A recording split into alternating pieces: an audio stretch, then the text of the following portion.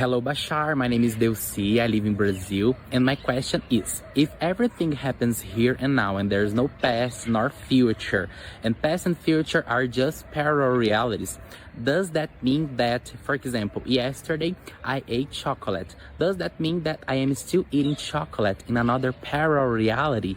Like in a loop, forever eating chocolate? I traveled last week. And so does that mean that I'm still traveling in another parallel reality, forever traveling like a loop? And if that's right, can I develop a technology to visit these parallel realities that look like my past and create the illusion of time travel? Is that possible? Thank you. Kisses. I love you all.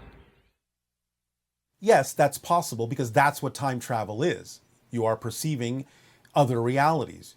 You are shifting to other realities, and in a certain way that gives you a sense of relevance between that reality and what you consider to be your own timeline. But you're not stuck. And remember that when you say I, that's not you anymore. That's another person.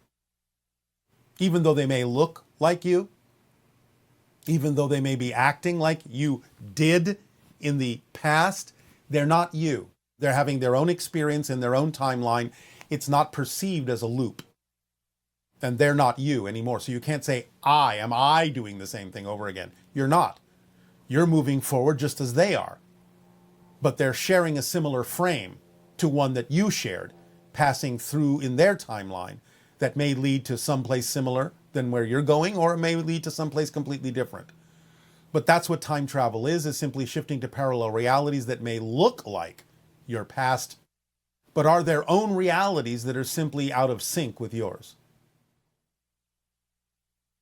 Hello. Good day, good day. Hi, Bashar. I'm super excited to be here with you. Thank you for doing it with us and spending time with us and teaching us. It is our passion and our pleasure to do so. We thank you in deep appreciation for the co-creation of the interaction. What would you like to discuss this day? I have a few questions about dreams in general, but I'm super excited to be here with you. I just need to say it. So thank you so much again. All right. When I was about 5 or 6 years old, I had this reoccurring dream that a man with this 80s mustache would come into my house, take me out of my bedroom, take me to the basement of our building, out of my family apartment, chop me into pieces, put me in a suitcase, and walk around with it. And it was exactly the same man, it was exactly the same dream for like about a year, and then it stopped. And I've always been very sensitive. I can sense a lot of things. I can see things. To this day, I have a lot of strange dreams. So I wanted to know, like, what was it, if we can talk about it? All right. Well, that particular dream, symbolically, is the idea of going from spirit into physical reality and having to create a compartmentalized version of your consciousness in which to operate in physical reality. So it's kind of like your higher mind saying, in order to be physical, you kind of have to break yourself apart, but I will carry you around and you will be safe. It's just that you will be, in a sense, in pieces in order to explore physical reality, because you have to create compartments in your consciousness and you won't be functioning like a whole being for a while. But eventually you'll be able to bring yourself back together.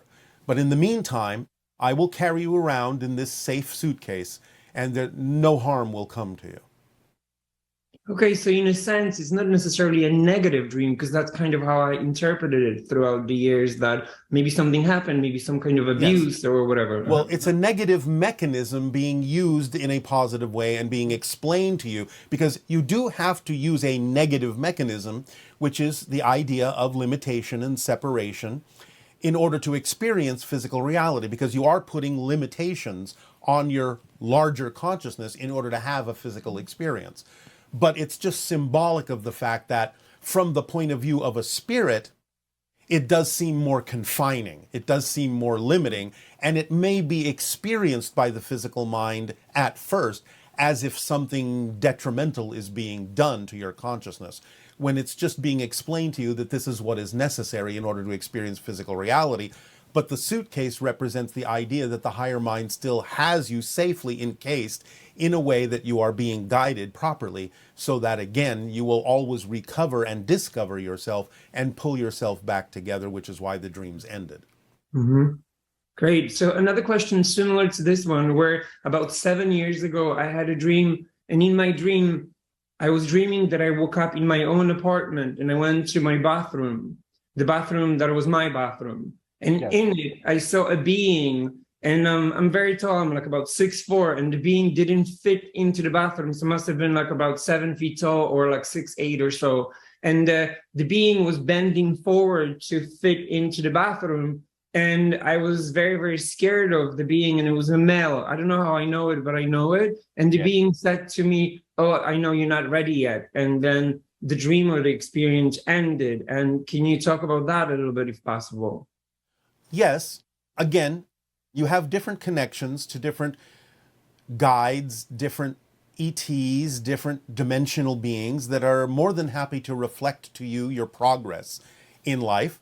So again, it's a little bit of a symbol, not that the being didn't present itself in a larger way because that's its natural state, but it's a little bit more of a symbol that to some degree you're growing, but the idea of your full understanding of yourself still can't fit within the parameters of the belief systems in your physical mind, but you're making progress. Okay, that's a really good answer. Thank you. And so what about the radiation marks or whatever happened that I had on my body underneath my arm after, and that stayed for like about, I don't know, 6 months, 7 months, maybe up to a year? Is that an induction thing? Or that's a little different. Yes, that's more of an encounter with the idea of the Greys because you are part of the hybridization agenda. Okay, and I thought so. So my whole idea, I kind of understand the answers that you're offering, and I'm very, very grateful for it. But so since I was little, because of the dreams that I've always had, I have problems sleeping, because when I've fallen asleep and I close my eyes, I see things. When I see things in general, then I fall asleep and I have nightmares, or I have encounters where I feel taken and or overtaken, and then I wake up from it with fear. And then I sort of continue. All right. Again, this goes back to the idea of the experiences and encounters with the Greys as part of the hybridization agenda. Because again, your physical consciousness feels like it's out of control when you are taken, and when you are part of the experimentations that were done to remove DNA to be used in the hybridization agenda. You have to understand this is not being done maliciously. It is something you agreed to from a higher level of consciousness. You are participating, and if you are willing to allow yourself to feel more of a connection to what is going on and more connection to the decision you made to be of assistance in the evolution of the Earth through participation in the hybridization agenda, you can open up to have these experiences or remember them in a way that is more on your terms, in a way that is less fearful, in a way that allows you to know that you are always in control. So just ask for more awareness, ask for more memories to come back in an aware way that will allow you to know that you made this agreement and that you can experience these things in a way that is less fearful for you, that you can do it on your own terms and recognize your true conscious participation in the evolution of humanity on the Earth.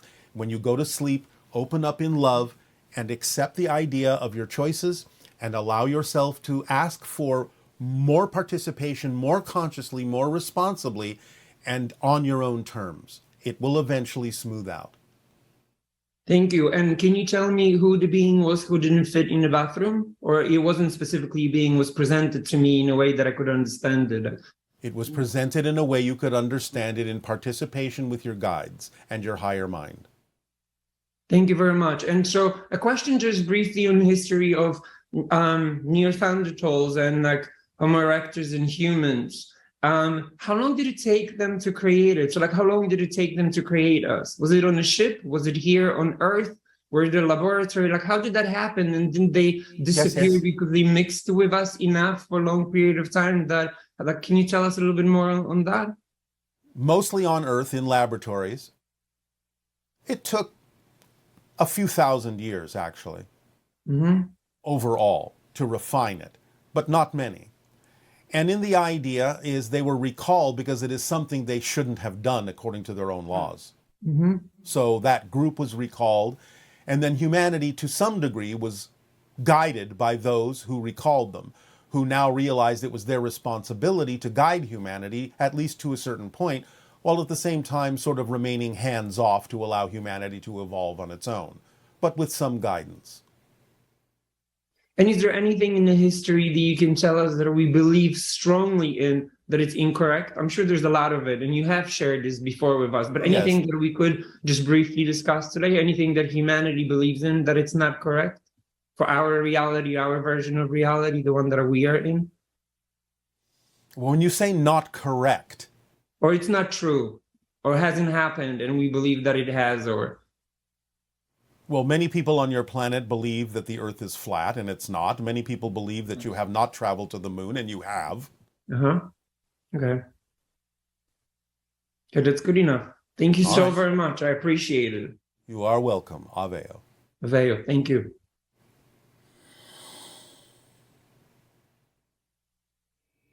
Hello, Bashar. This is Kasia from Denmark. First of all, I want to say thank you for this amazing contact crystal, what I received recently in this beautiful red box. And this was a gift for my husband. And he followed you many years, so it was a wonderful gift.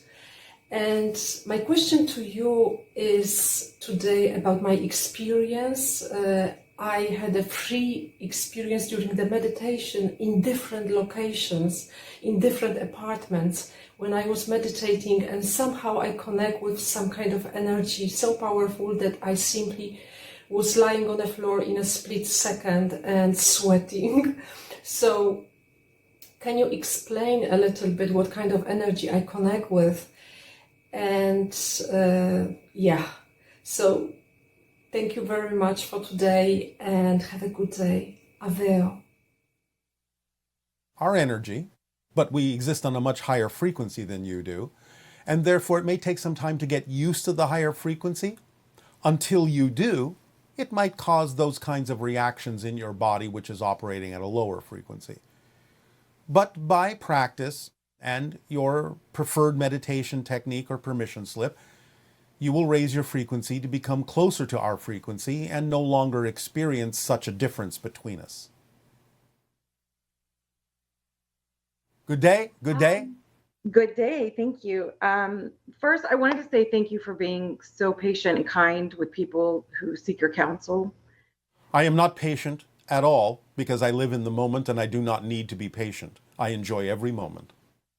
Okay, that makes sense. Thank you. I did have a few questions. The first has to do with two interactions with gray beings. Yes. The first one was, I think it was a dream. And then in the dream, I woke up and there was a very young gray standing at the foot of my bed. And it was strange to me because I felt like I had a really strong maternal feeling toward it. So I guess my question is there any sort of connection, or was it a dream? No, it is a connection and a memory, although in a different reality. It's not exactly a gray being, though many hybrids actually do have many gray qualities, but it was a hybrid child of yours. Okay. In this life, as I know now, as this person, will I be able to have any other sort of interaction with it, or? There's a high degree of probability in the near future when the hybrid children come to live among humans on Earth. Okay. The second was the other day when I was meditating. I was opening myself to have communication, and there was what I interpreted to be a gray, and it felt like a female energy that came through, and it was a very brief interaction. I felt like she was like very wise, like she held some sort of a station, and the name Alora was said. Yes. Can you give me any further information on that? Every single person that is part of the hybridization agenda does in some way have a gray counterpart. This was a gray counterpart. In other words, it travels in family lines not only in humans on Earth, but in the idea of the mutated humans called the Greys from the parallel reality Earth. So in a sense, Alora is you in another reality. Okay, that makes sense. And so this is a communication I'm able to tap into and to keep exploring and. Make that a statement and it will be true. Perfect. Thank you so much. The last, well, no, I actually have two more things. One, I had a very vivid dream last night where I was resuscitating a stillborn baby. And I started massaging its chest in a circular motion. The word I think that I was saying was SSAO. Does this make sense to you, or do you know what this is? Again, this is to some degree a memory of an encounter with a hybrid child that you were asked to assist with in bringing it to fruition. And you are using the vibration of connection to us, Esasani, to allow yourself to raise its frequency to the point where it could survive. That's so amazing. Okay, thank you. The last thing I had was this has kind of been an issue my whole life. It's just come in the past couple of years. I'm really trying to be very self-aware about it and work through it. And it's this relationship that I have with money and finances, security, feeling like something's going to happen and I'm not going to have the resources to be able to cut it. This has just been a theme like my entire life. All right. Do you remember or have you heard us talk about how many forms of abundance there are? Yes. So why are you limiting your abundance? By focusing only on one way in which things can be done. It's true, when certain things happen, you may not have as much of that resource called money that you think you need, but you always will have all of the resources you need if you relax your insistence that money's the only way in which certain things can get done, and start allowing the other forms of abundance like synchronicity and communication and imagination and trading and being given a gift to come to the forefront and fill in the gaps where the money falls short, because it doesn't need to be any more than that which arrives. Does this make sense? It does. But I'm trying to figure out how to cycle out of that. Like, I'm really good about being able to switch my perspective. And if there's something that I feel like is negative coming in or not true to the experience that I want, switching the trajectory. I just don't understand why this is still, I feel like I'm smarter than this. Like I know better, but this is still. All right. But remember how this works. Remember the motivational mechanism we have talked about. If you hold on to a negative belief system, a limiting belief system that doesn't serve you, it's because you have another belief that says that if you switch, something worse will happen. And that's the stronger belief. Therefore, you keep limiting yourself because you believe that to switch on the motivational mechanism, to change that belief, will actually cause you harm. So you have to find out why you believe that letting go of that limiting perspective on money and broadening your perspective on abundance will actually allow something worse to happen than playing it safe and holding on to only money as the way in which certain things need to get done. You have to find out what benefit you are getting from holding on to that limited belief, because you wouldn't hold on to it if you didn't believe there was a benefit to doing so. And the benefit is usually a belief that something worse will happen if you let that belief go. Do you understand? That's how it works, mechanically speaking. So what are you afraid might happen? Do you feel that it is really true, that it is really more likely, more probable than any other reality, that if you try to broaden your definition of abundance, that somehow you will be destitute? Somehow things will not work for you? No, I feel like I believe the opposite. And I have been given some like really great ideas, like for a story. Like I love writing. Like there are so many things I can channel. I've helped a lot of people in positive ways. All right. So why is this different? Why is the definition of this relationship different than any other where you say you know that you can shift your perspective? What belief do you have that makes this subject more difficult to shift your perspective on?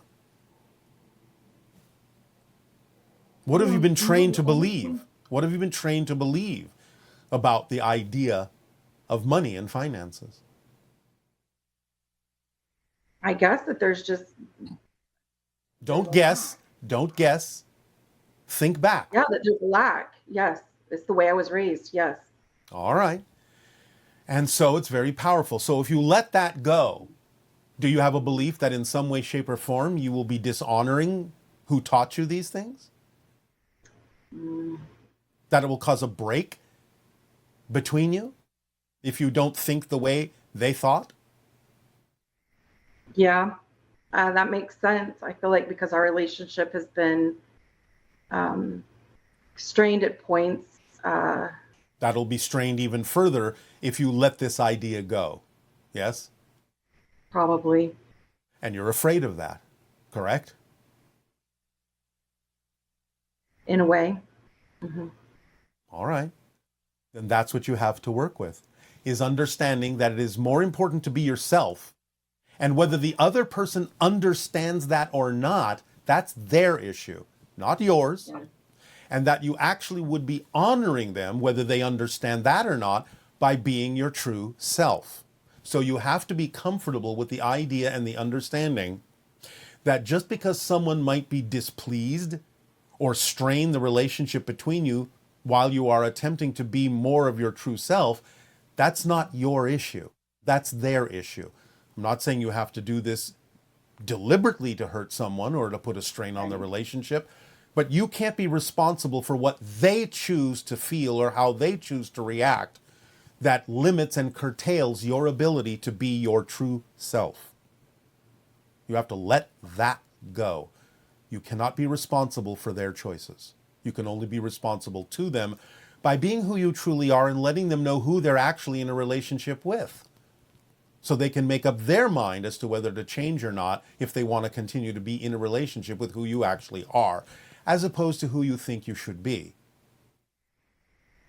Yes. This is so helpful. I really appreciate this. Thank you so much. You are very welcome. Does this help you? It does. I very much so. Thank All you. right. Well, thank you. Have fun. Thanks. Good day. You too.